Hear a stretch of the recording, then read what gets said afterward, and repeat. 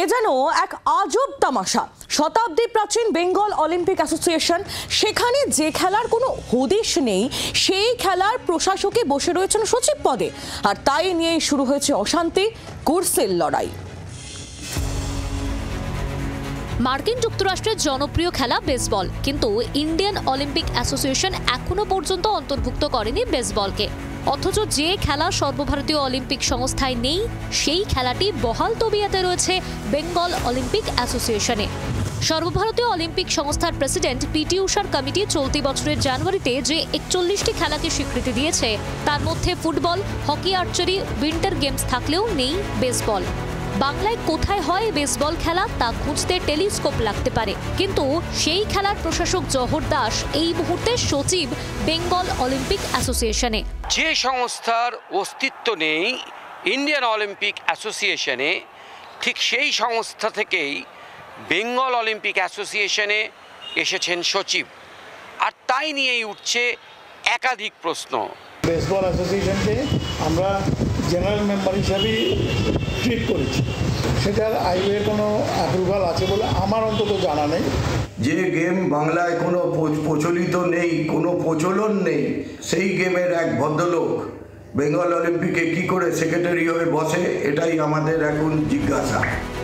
সচিব অবশ্যই এইসব ক্ষোভকে পাত্তা দিতে নারাজ। তার স্পষ্ট দাবি, আগামী দিনে তো বেসবল ঢুকতেও পারে আইওএর তালিকায়।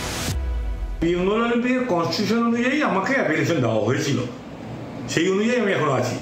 আইওএ তো কিছু কিছু ইভেন্টকে বাদ দেয়, আবার ঢোকায়। আমরা দিল্লি গেছিলাম, পিটিউসির সাথে কথা বলেছি, সামনের এজিএমে এটা নয় আরও কয়েকটা গেম আছে আইওএর অন্তর্ভুক্ত হয়ে যাবে। এখানেই শেষ নয়, অবমাননা করার অভিযোগ এনে সম্প্রতি প্রেসিডেন্টকে সচিবের বিরুদ্ধে চিঠি দিয়েছেন ভাইস প্রেসিডেন্ট। এমনকি আর্থিক বেনিয়মের অভিযোগও করেছেন কেউ কেউ। বিভিন্ন অ্যাসোসিয়েশনকে ন্যাশনাল গেমসের টাকা দেওয়া নিয়ে কিছু গড়িমসি হচ্ছিল বলে আমার মনে হয়েছিল, এবং আমি তার প্রতিবাদ করেছিলাম।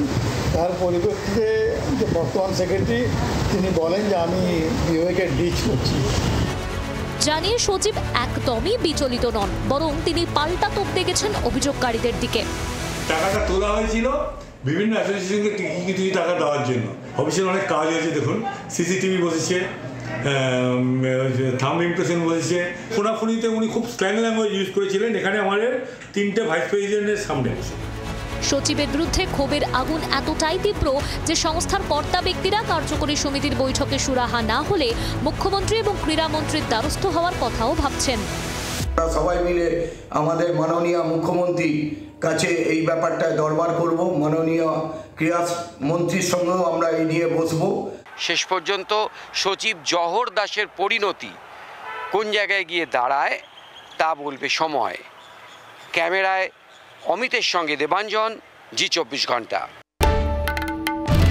বাংলার আওয়াজ, বাঙালির আবেগ, জি24 ঘন্টা।